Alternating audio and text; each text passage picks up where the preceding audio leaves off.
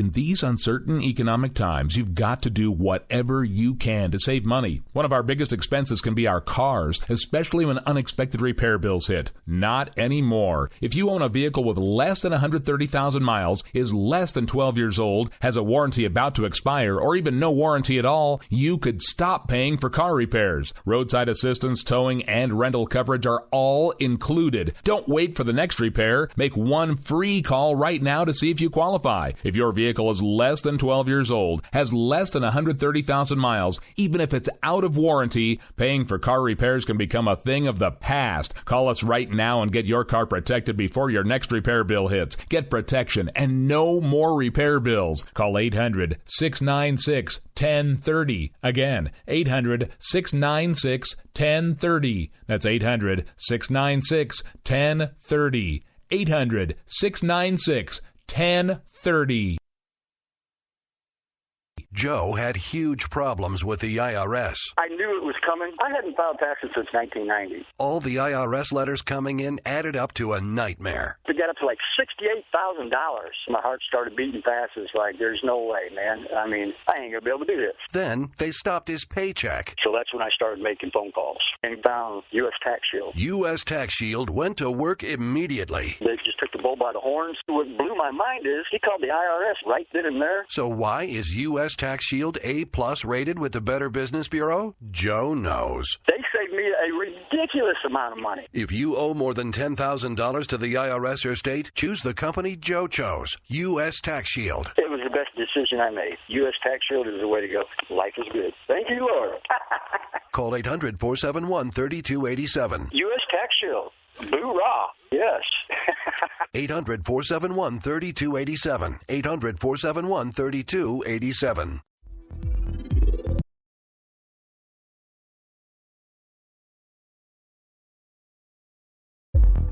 K98 Talk is expanding its lineup for 2015.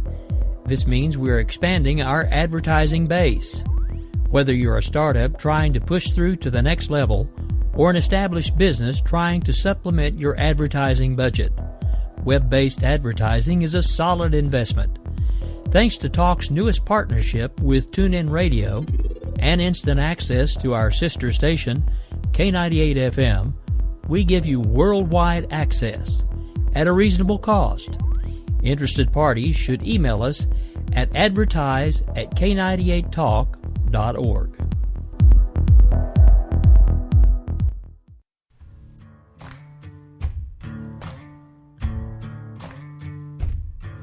K98talk.com, a leader in internet radio.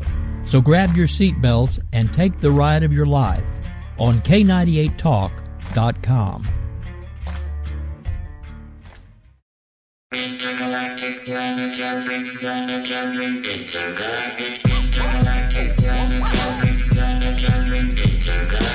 Welcome to the podcast you've always wanted.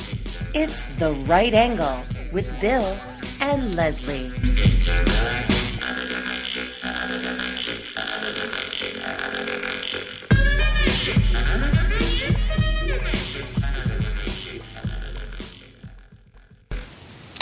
Well, now, good evening, everybody. This is a very spooky episode of The Right Angle with Bill and Leslie. I'm Leslie, he's Bill. Hi, Billy. Hi. Later tonight, we discuss who hates bacon. And by who, I mean the World Health Organization. Get it, Billy? Who? WHO? Get it? Yes, I know, I'm awesome. But first, 1 degree of separation.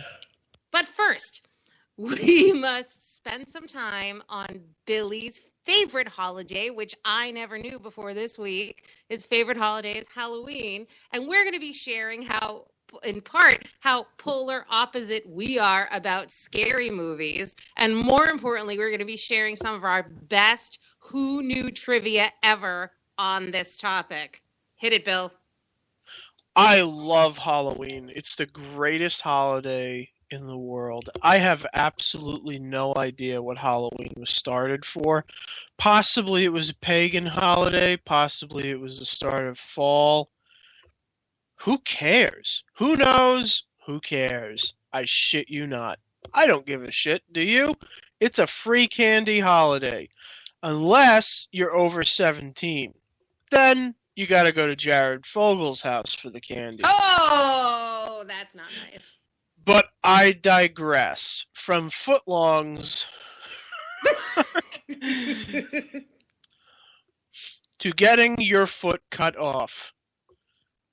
You are not a fan of scary movies, as they say. I'm an anti-fan. I am a huge fan of scary movies. I love them all.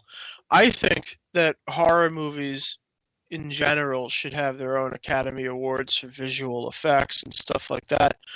Of course, that's never going to happen because, of course, we know that CGI trumps practical effects, and that's okay. Which we both disagree with that. Yes. For those who don't know, practical effects are effects that are done with not necessarily household items, but things that you could construct yourself. For example, a really great example of a practical effect would be the trench run on the first Star Wars movie, the Death Star trench run on the first Star Wars movie. The way that trench was configured and made by Lucasfilm was, surprisingly, they bought 150 Battlestar, just glued them together on George Lucas's dad's ping pong table. Fantastic. Ping! Who knew? Exactly. So there's one right there. So a practical effect is something that you can do with the right amount of skill and the right temperament, and if you're assembling a Battlestar Galactica kit, a shit ton of patience, even if you're doing it backwards and upside down. Well, I think a more general definition of a practical effect is that it's in 3D. You're photographing, you're videoing something that has been built in real life versus something that has been built in cyberspace on a computer. That's correct. Yeah. A really great example of a practical effect is in one of my favorite horror movies by director Sam Raimi. Some of you may know it, some of you may not know it. I don't really care. Go watch the movie. Why not? Because it's awesome. It's called The Evil Dead, and it created what is called the subgenre of horror movies called the cabin in the woods theme. And it's a theme that's been repeated multiple times by hundreds, possibly thousands of different independent filmmakers, big movie companies like Fox and Miramax and stuff like that. Everybody's tried to emulate it. Sam Raimi created it, and I would say he perfected it. Evil Dead is the scariest fucking movie I have ever seen in my life. That's saying something. Up until about the age of 17, I was completely unable to watch the movie Evil Dead from beginning to end. It is a bit schlocky. The rundown of it, without giving too much away, is it's about 5 college kids that are in a cabin out in rural Tennessee, deep backwoods Tennessee, and in the basement of this cabin, they find a book called the Necronomicon. Go faster, because you're scaring me. Okay. They find a book in the cabin in the basement called the Necronomicon Ex Mortis, which was excavated from an archaeological dig by the cabin's previous owner, and it basically raises demons that live in the woods. Okay. And it's a very good movie. It's a really creepy movie. It's one of the greatest examples of practical effects ever done. The movie took Sam Raimi and his brother and Bruce Campbell, one of the film's titular stars, almost 4.5 years to produce. Okay, I got to interrupt right now with a who knew. Bing! Who knew? The reason that I know the names Ted Raimi, Sam Raimi, and Bruce Campbell is because that they were all huge figures back in the 90s in the Xena the Warrior Princess series. They were. Ted Raimi and Bruce Campbell were very prominent side characters in that series, and I don't know, Sam Raimi. Who was Bruce Campbell's character behind the scenes? What? Who was Bruce Campbell's character? He was the guy that was kind of the Robin Hood, but I don't remember his name. Joxer the Mighty. No, that's Sam. That's Ted. Oh, that's Ted Raimi. That's right. Yeah. What's the other guy's name? God damn it. Oh, now I don't remember. All right, so Ted Raimi was Joxer the Mighty, and Bruce Campbell was like kind of the Robin Hood swashbuckling, womanizer, not always effective. He was like the big thief. But anyway, okay. Was it Autolycus? Continue. No, that wasn't Autolycus. I don't remember, but yes, anyway. So, yes, that's what it was. Yeah, that's it. Yes, I remember that. Yep, Xena. I used to watch that show because I liked Hercules. I like Kevin Sorbo in that Hercules show. Love that. Are you kidding? Okay, you want to hear another Who Knew? Kevin Sorbo's wife follows me on Twitter. Thank you very much. There you go. Yes, thank you. Yes, she does. Not really a Who Knew, more like a humble brag, but that works. We got to do what we got to do, Billy. Okay, continue. So, Evil Dead is a great movie. It's one of the scariest movies I've ever seen. All of the effects are entirely practical in it. In fact, the vehicle that they use in the movie and ultimately almost destroy is actually Sam Raimi's car. This was a tax deduction. No. He's the vehicle has survived 3 Evil Dead movies. They've used it in every single one.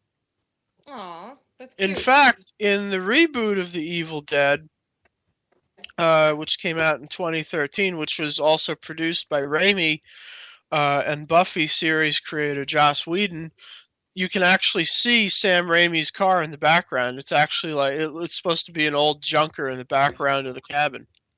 Cute. Yeah, it's a nod to the original movie.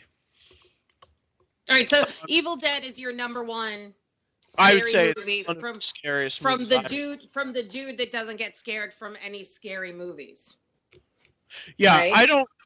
I don't even when I was a child, my grandparents thought that I was a sociopath. There's something wrong with me because which again, I'm still evaluating this. Yeah. When I was a child, very few scary movies bugged me. I saw Poltergeist, no problem. Didn't really bother me. I actually thought Poltergeist was kind of funny. Yeah, not sociopath at all. You know that scene where the kid is, her head is like turning around and she goes, "Your mother sucks cocks in hell." Yeah, I know. I almost died laughing watching that. Like I thought that was so funny because it's for me they're just movies, right? Like they're just they're movies. They can't hurt you. It's fiction.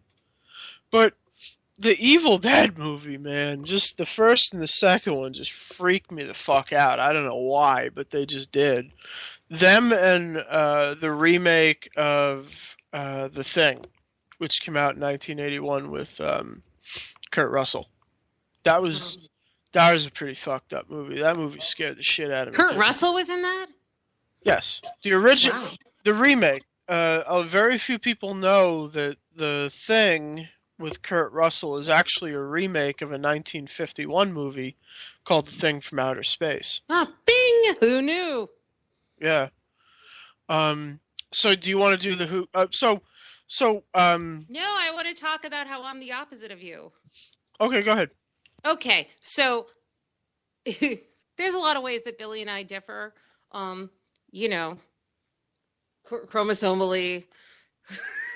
attitudinally, but I think we could not be more opposite. Can you hold on 1 second? What? Can you just hold on 1 second? because somebody asked me a question I on Twitter, and on Twitter yes, go ahead. Yeah, I want to answer that question. Go ahead. I have seen the remake of The Evil Dead with Joss Whedon. I think that the Evil Dead remake is a great movie. I think it was faithful to the script. I think it was faithful to the source material. I think that's probably in part because Joss Whedon, as a child like me, was scared fucking shitless of the Evil Dead, and I think he really loved it. I think if you watch that movie, you can kind of see, the auteur principle tells us that art isn't actually completed; it's just abandoned. Yeah. And I think if you apply that principle to the Evil Dead, you kind of see Sam Raimi and Bruce Campbell came back to help Joss Whedon with the film, and I think you can kind of see, the respect and the love that everybody involved had for the source material, and I think That's they very did a good cool. job. I think that's missing in a lot of remakes. Yeah, I was actually going to say this before, but I forgot to say it. I think that the Evil Dead remake, and I hate remakes and reboots of movies. I mean, don't even get me fucking started on the RoboCop movie.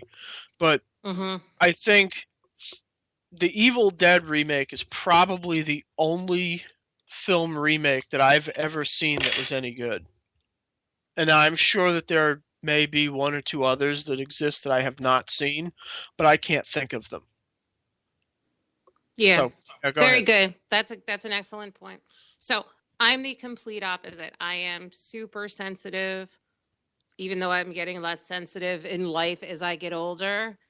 I can't handle anything scary, and I've never been able to handle it in my life. Haven't been able to handle no haunted houses, no creepy thing. Was totally scared of clowns as a kid. I give clowns the side eye now.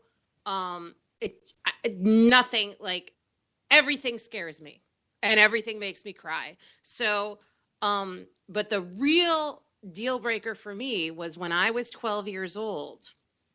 Oh, by the way, I hate fall. I'm a summer girl. I'm Lebanese. We're desert people.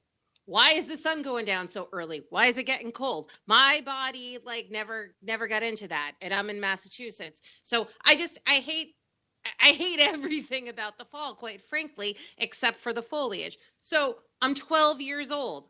We had HBO. Nightmare on Elm Street was released on HBO. I watched it, by myself because I had the TV in the bedroom, and I watched it. Immediately, I started having nightmares about the guy who kills you in your nightmares. That's going to mess a girl up. And it was somewhat from that point forward, I'm like, okay, I don't want to see any of this. I'm not interested in this stimuli in my life. I'm not interested in this disturbing stuff. I got enough disturbing stuff going on in my actual life, and I'm not interested in this. That said, sometimes my fear of my sensitivity gets overridden by my interest in good filmmaking. So despite that, I actually saw, kind of, even as a teenager, I kind of made myself see that first Nightmare on Elm Street a couple more times because it was actually such a good film. I saw Silence of the Lambs. I saw, just a couple of other movies that weren't maybe as gruesome as others, but they were such good films. I sort of forced myself to overcome my sensitivity to it. But in general, I don't want nothing to do with any of that. And to this day, as Billy knows, and this is going to contribute to some of our Who News, to this day, I can't see an image of that character. I don't even like saying his name. That character on Nightmare of Elm Street, if I even see a picture of him or look at him, I kind of flinch and look away. Bill? I think Freddy Krueger is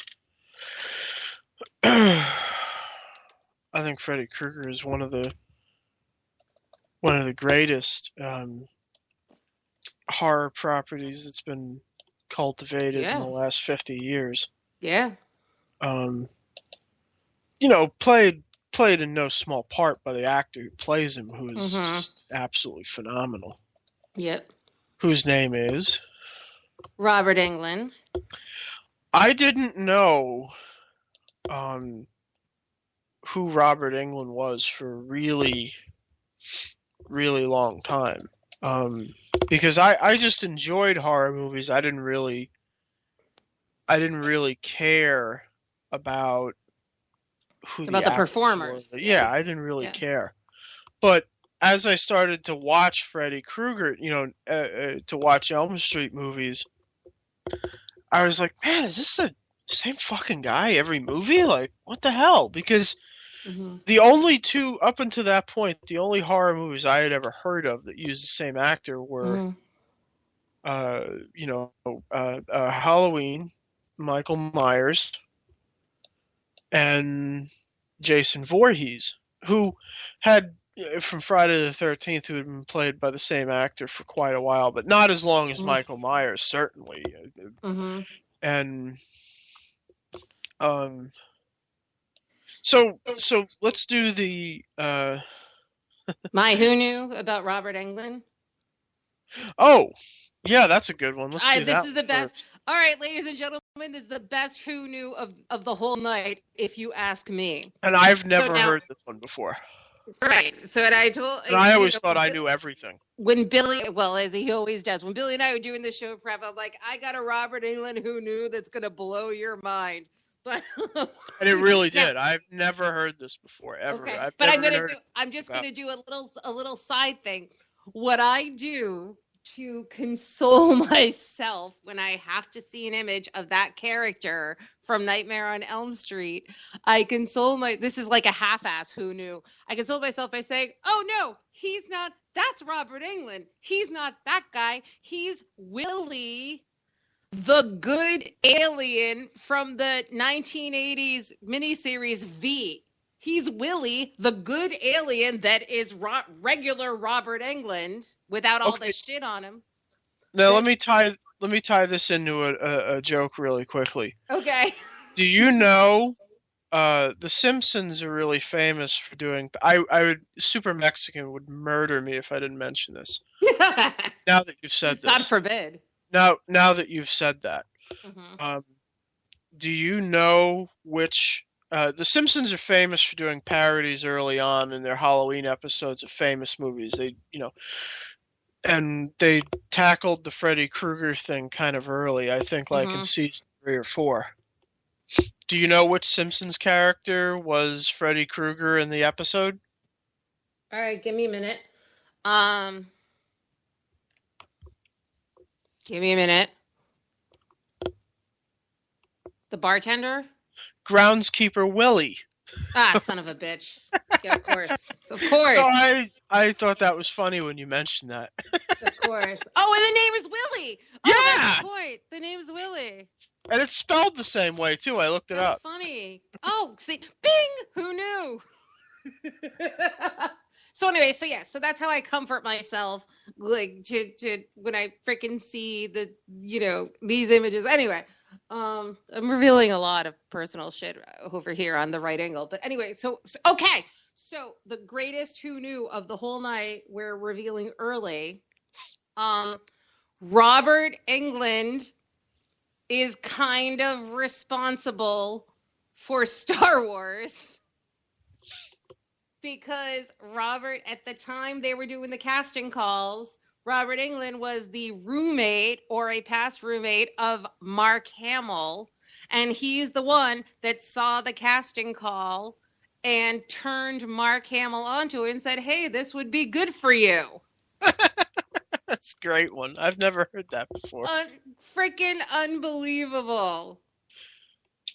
I have to say that was a pretty good one. Blew your mind. Nobody has the Who Knews like Leslie. Well, I have another sci-fi related one. Anybody who's ever seen the movie Halloween, Halloween 3 doesn't count. Anybody who's ever seen Halloween 1, 2, 4, 5, 6, 7, 8, 9, 10 knows that the character Michael Myers, with the exception of movie 10, wears a white mask, which in 10 is a CGI mask. Because why CGI a mask? Gay. So gay. Why would you CGI a Gay. And not that there's anything wrong with that, but I just want to let everybody know. But that's so fucking lame. Like, why gay, would... Anyway. We both said the same thing. It's just, whatever. Email us. Call our lawyers if you have a problem with that term. Yeah.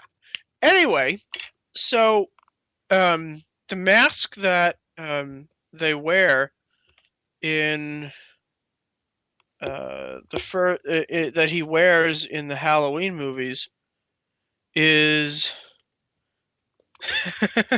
is actually a life mask made for Star Trek of TV's William Shatner.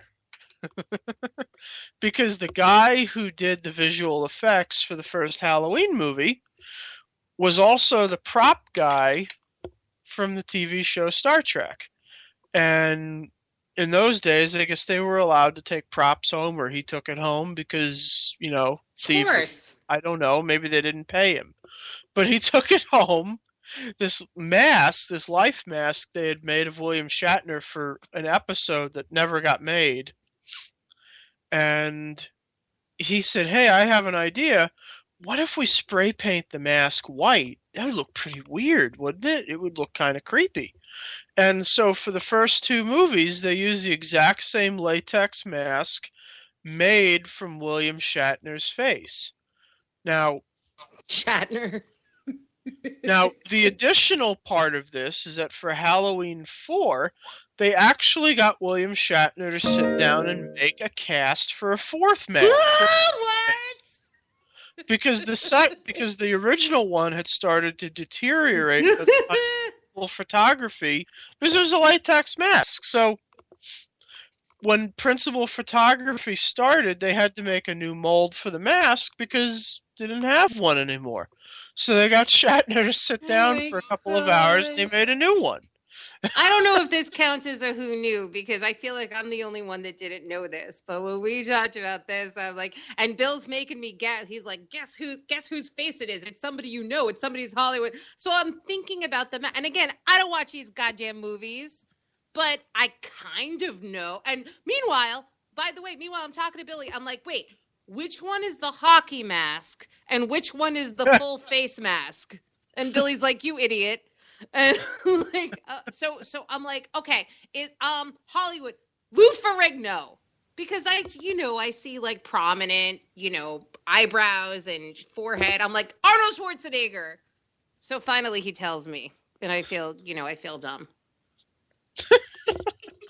Although, in your defense, I have to be honest, I didn't recognize that as William Shatner. There you go. Okay, well, there you go. But once you learn that it's Shatner, and you start to really look at it closely, you're like, "Oh, that's T.J. Hooker." You see it now. It's like one of those 3D eye puzzles from the 90s. Like, once you know where it is, you know what it's supposed to be, you kind of see it. Because since the shit is painted white and the hair looks like, it was fucking bleached or something, it's hard to see what it was supposed to be. No, it can't, because Bill always got his tan on and his nice color hair. So So once you see it kind of dead on, it's like, oh, that is Bill Shatner. I gotta say, that must take some of the shock out of the movie. I don't think many people know that. Well, that's why we're talking about it here. Yeah, just ruining everybody's Halloween experience now. But yeah, I dare you to watch the Halloween movies now and look at it and just imagine T.J. Hooker. Even this is not going to make them appeal to me, Billy. I'm too sensitive. No, I'm saying it'll make it much funnier, though, once you look at it and realize that that's T.J. Hooker brandishing a card. Get a life, people. God, that's awesome. It since you were like 30. Move out of your parents' basement. Here, let me help you.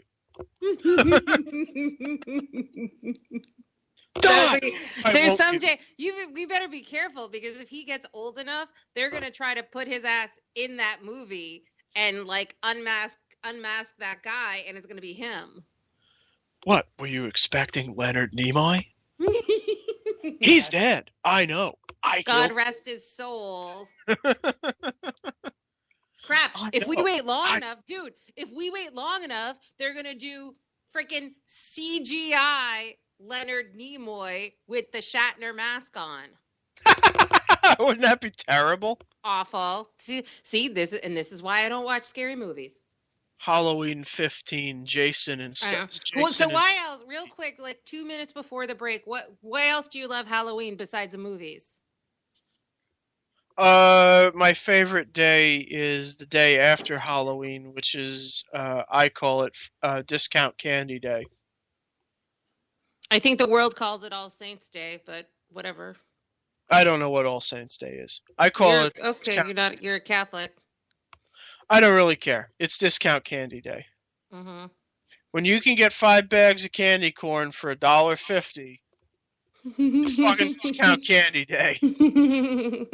St. Michael ain't got nothing on this. Are you dressing up? Are you dressing up for Halloween? Yes, I'm going as Zombie Lamar Odom. Oh. Too soon? Is he dead? No. It's too soon. It's kind of dead though. I mean, it's a vegetable. It's God. Okay. Okie dokie. Okay, let's take a break. When we come back, conclusions about Halloween, and then we're going to talk about who hates bacon. Back in a minute.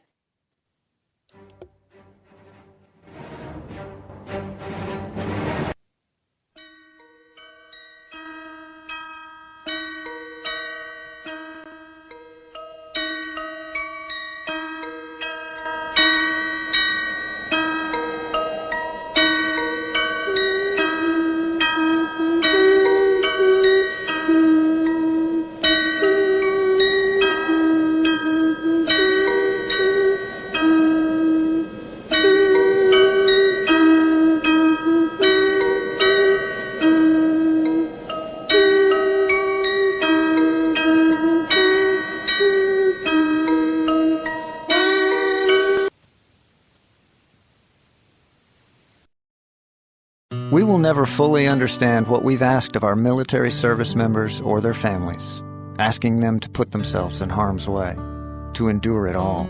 But we do understand that it's our turn, our duty, to keep them secure for the rest of their lives. Wounded Warrior Project long-term support programs help our most severely ill or injured veterans live independently, at no cost, for life, so that they might stand at ease. Join us at findwwp.org. The staff of K98 Talk and the Spark Radio Network is proud to announce that our very own Rowdy Rick Robinson has been selected as one of the top conservative talk show hosts in the nation for his program America Off the Rail. Again, congratulations to Rowdy Rick Robinson for a job well done and another reason to stay connected to K98 Talk and the Spark Radio Network.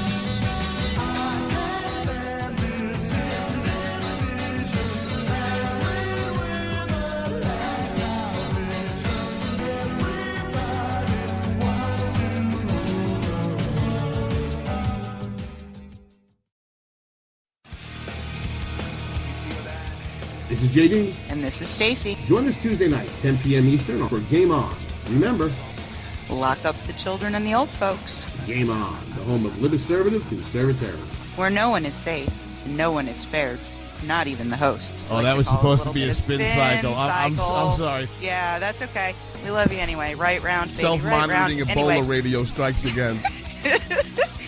Anyway. Anybody see the host monkey? Where's the host monkey? Where's the host monkey? For God's sake, I need an antidote. Just do your rant. Let's pop out of the segment. Has to do with Find us on Twitter at JD and Stacy. You're listening to K98Talk.com.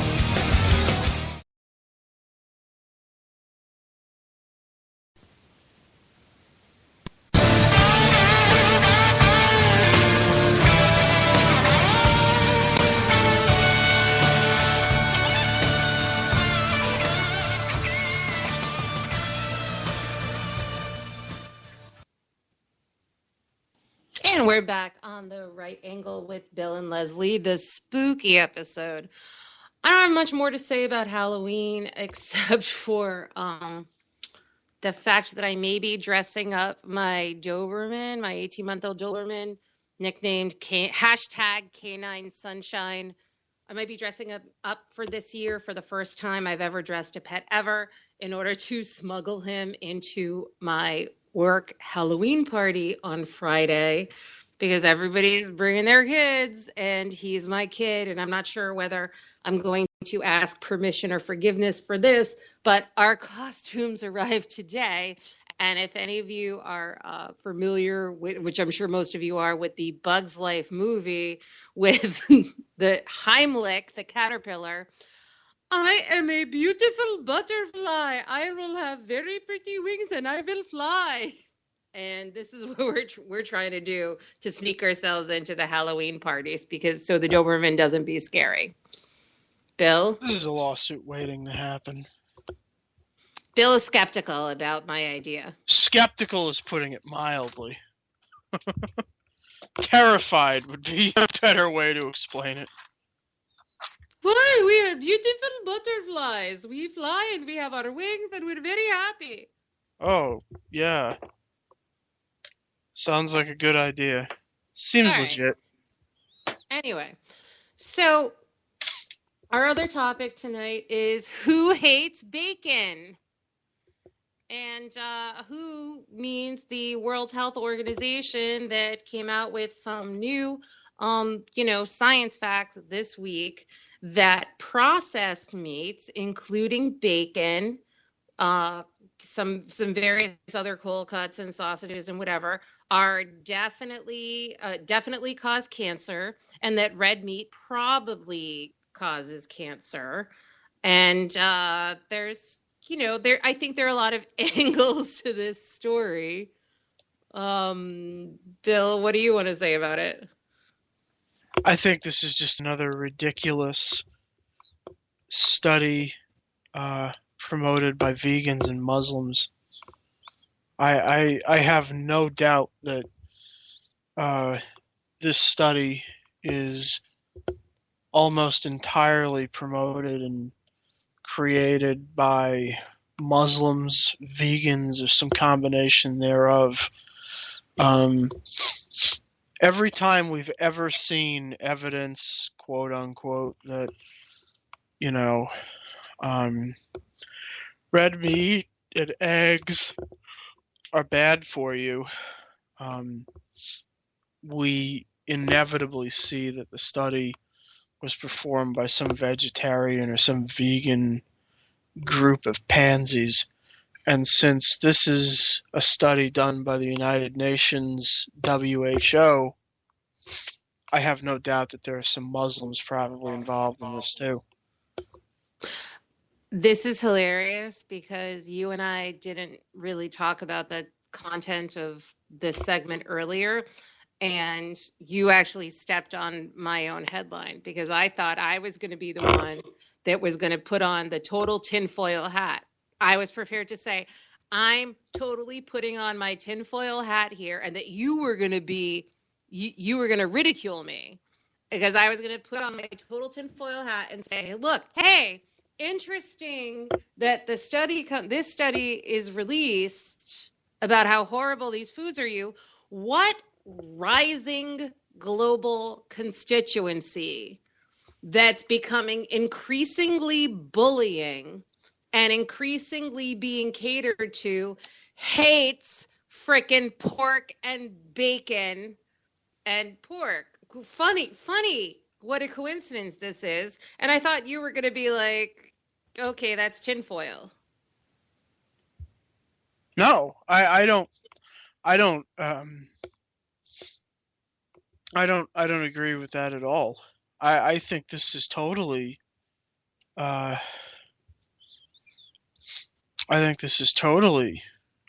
product of Muslims, and now let us now I actually sitting at the bar on my Surface Pro 4, by the way, which I got yesterday. This episode of The Right Angle brought to you by whatever gadget Bill is in love with this week. I was sitting there reading this study very quickly, and here are the things that I noticed, okay? Really fast. This study is brought to you by the International Agency of Research into Cancer, IARC. It's based on a review of 800 studies from around the world. Mm-hmm. It says that there is sufficient evidence that the consumption of processed meats causes colorectal cancer.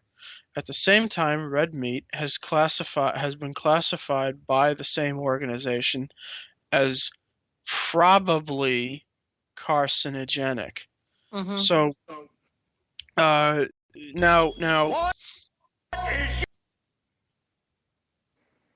I don't know what that was. I don't know what that was. I don't know. Let's just ignore it and go on. I don't know. I think it was outrage from our producer. He likes bacon. Yeah. Just most people do. Now, in the study, it says red meat is classified as probably carcinogenic.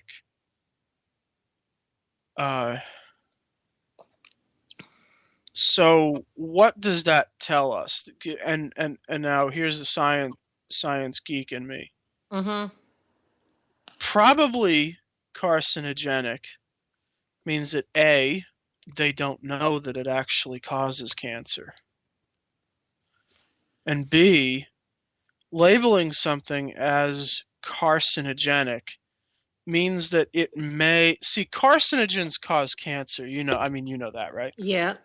Okay. A lot of people don't know that. A carcinogenic substance usually causes cellular mutations that lead to cancer. Mm-hmm. On a very basic, Bill Nye level. So saying that something is now a lot of people are making a big deal out of this survey, but I'm just going to read to you what the actual conclusion is. Okay, and I have some more information about these classifications too. Okay, cool. It's just one sentence. Red meat should probably be considered carcinogenic, because while a direct link between red meats and processed meats and cancer has yet to be found in humans, studies have found strong evidence for it in laboratory animals. Mm-hmm. So, what does the study actually... There's a ton. It's okay. What the study actually says is they don't know that it's carcinogenic. It might be. And they have not found a direct link between aforementioned carcinogen and human fucking beings. Aforementioned delicious bacon. Correct. Yeah. They have found a link in this study between laboratory mice. Well, actually, it doesn't say laboratory. Laboratory rodents. They have found a link between laboratory rodents and red meat causing cancer in them. Do you know what's interesting about that? What? Rodents don't eat red meat. Yeah. Okay. I think I gotta say though, I'm looking at the story that is about the 800 studies in humans. Okay. I haven't seen the actual study release. Doesn't mention anything about human testing. Okay. Okay. Well, I'm just gonna talk about what I found. Yeah, I'm just reading it right off the study itself. Okay, but it was 800 studies of human consumption of processed meats and whatever. But I'll just talk about what I'm looking at here. So the IARC, which is a division of the World Health Organization, they have 5 categories of what's carcinogenic. Correct. Group 1 is what they say causes cancer, which now they've brought processed meats, which mostly happen to be pork products, mostly. How about that? Group 2A probably causes cancer, which includes regular red meat and regular pork, beef, and lamb. 2B possibly causes cancer, which is everything in the fucking world is in 2B. And seriously, go look it up. Go look up their category of what's in 2B. It's everything. Group 3 is not classifiable as a cause of cancer, which is like nothing. And group 4, probably not a cause of cancer, which is aliens. So those are the categories. And I'm just going to go by this beautiful, I got to say, the best, the most succinct single source of information about this is, believe it or not, The Atlantic, which, and here's the thing about this. First of all, my first skepticism about this report is everything I know in my life. My second skepticism is on Facebook and Twitter.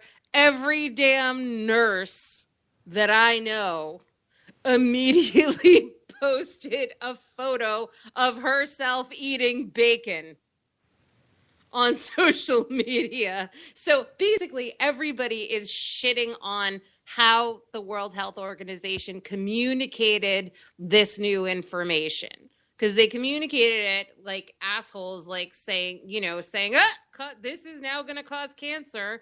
And of course, anybody who wants to make a political argument of that, or perhaps a religious or polito-religious argument about that, is going to run with it. But even the normal common sense health professionals are like, you're idiots.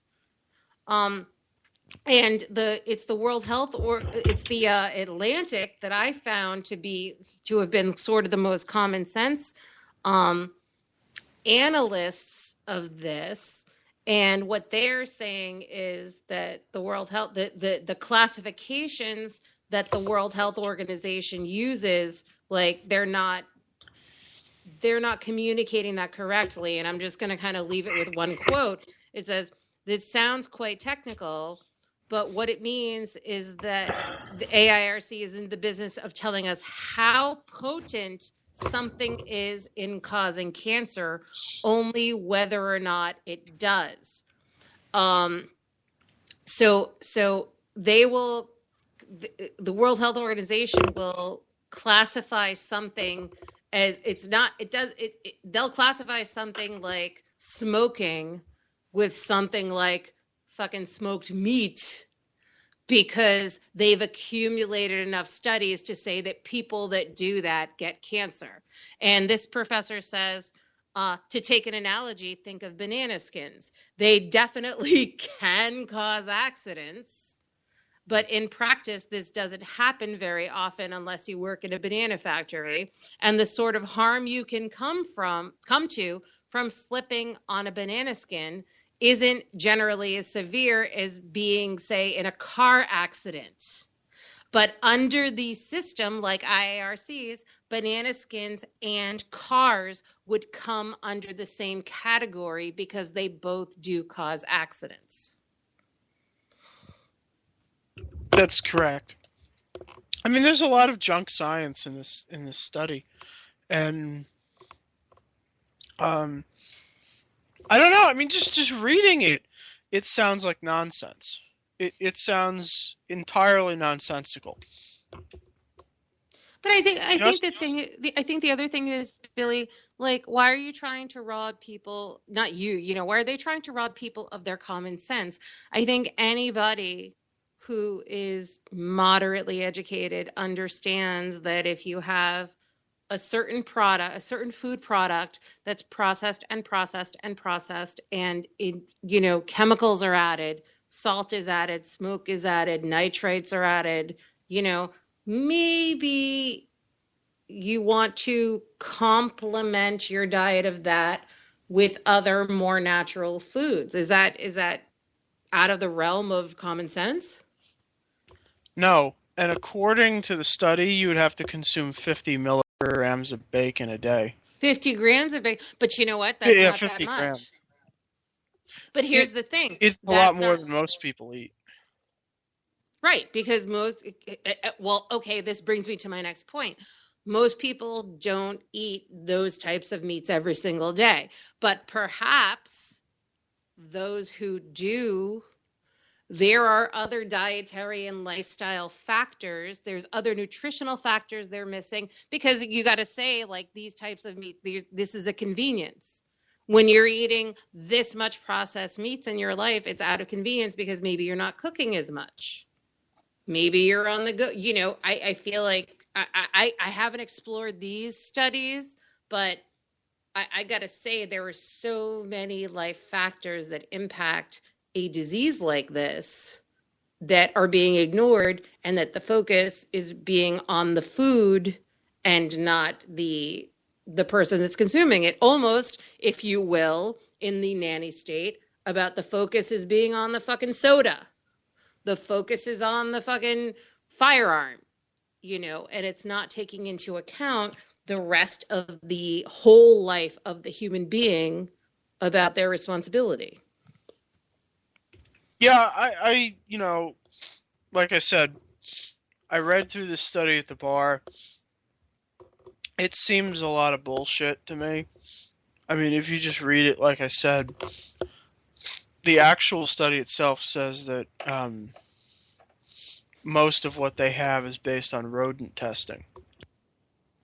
I gotta say, I totally don't get that, because these were studies of people. So maybe we're looking at two different studies, but we'll figure it out.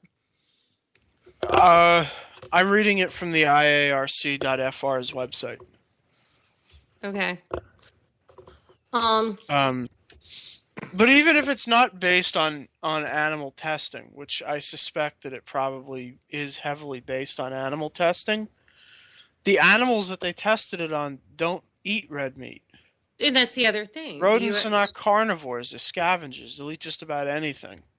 Anybody who's lived in New York can tell you that. I saw one get on the fucking train with a piece of pizza the other day. I mean... Apparently that's a big deal now in New York. That's like the trend with the rats in New York. Yeah. I mean, rats in New York will fucking eat anything. They'll eat pigeon if you let them. I mean, so the idea that, you know, there are somehow rats that go around eating, you know, bacon 12 hours a day is crazy. Mm-hmm. And here's the other thing. I think the other flaw, I mean, even presuming if all of those results were accurate, I think the other flaw is, again, the communication about it. Like, oh, it's going to increase your chance of this kind of cancer 18%.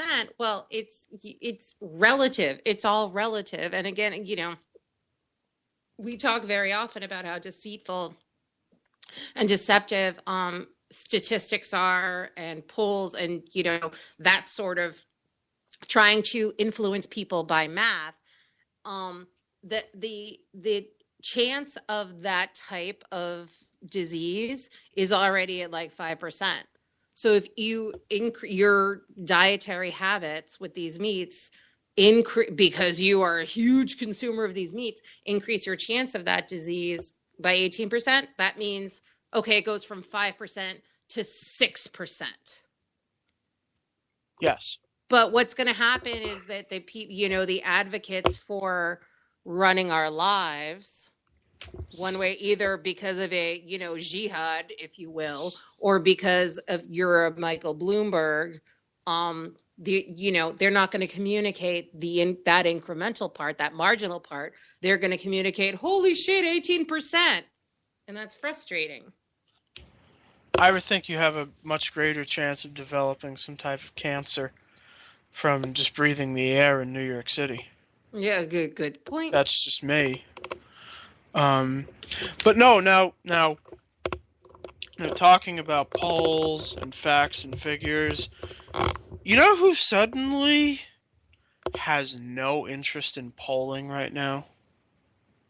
Yes, I do, but I'm not going to say that name. You had to say it. Donald, he who shall not be named. You had to say it. Donald Trump has absolutely no interest in polling for the first time in 6 months. That's Windy Windbag has no interest in polling because a black man is beating him by 11%.